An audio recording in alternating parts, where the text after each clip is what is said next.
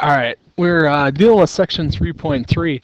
I will let the music play a little bit. It's a good song. We're talking about free falling, so I figured we have a little jam with our flipped classroom today. A little 3.3, free falling. Well, what is free falling? Well, it's the same exact. We're talking about the same exact thing that we have with gravity, except we're dealing with acceleration. So we're dealing with all right. So we're talking about free fall. Free falling. It's a good tune by. But what we're really talking about is the motion with gravity. So we're dealing with gravity instead of acceleration. But the kicker here is that gravity is acceleration.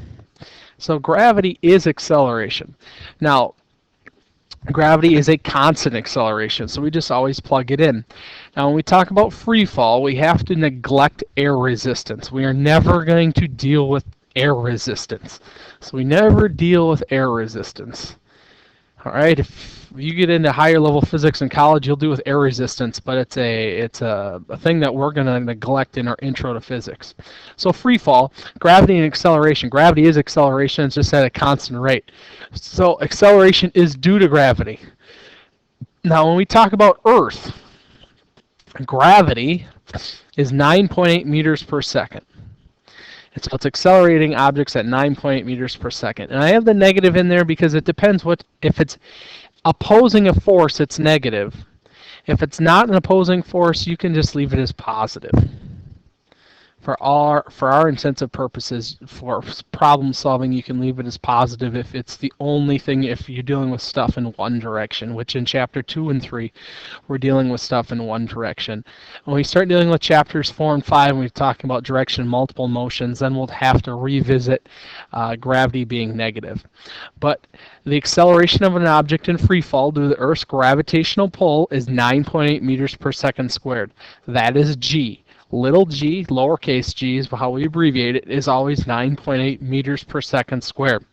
So we can take all the equations, excuse me, we can take all the equations that we just did in the first sections of chapter 3, and we can plug in g.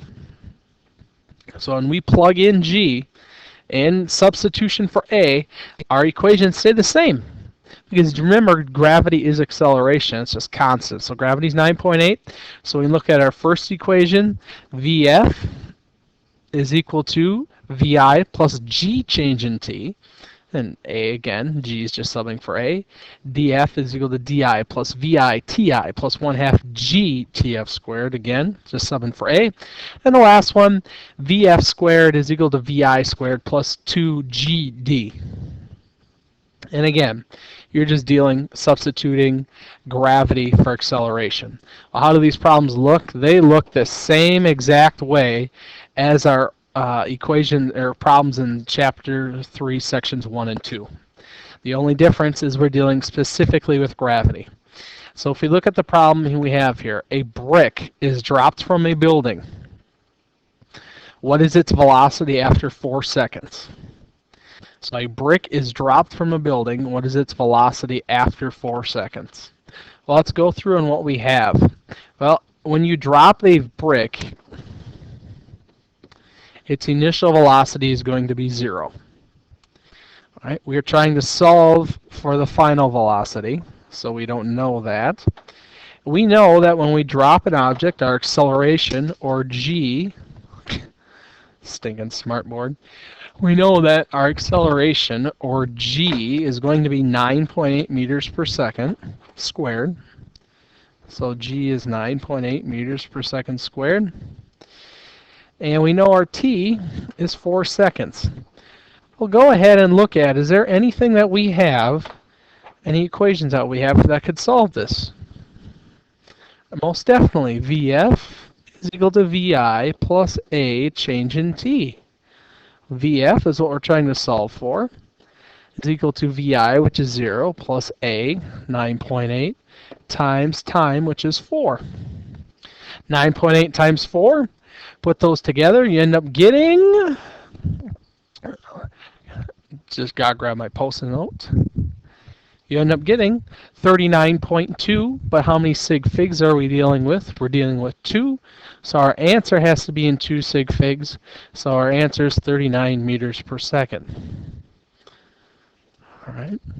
So if you look at the second part of that question then, how far does the brick fall during this time? So again,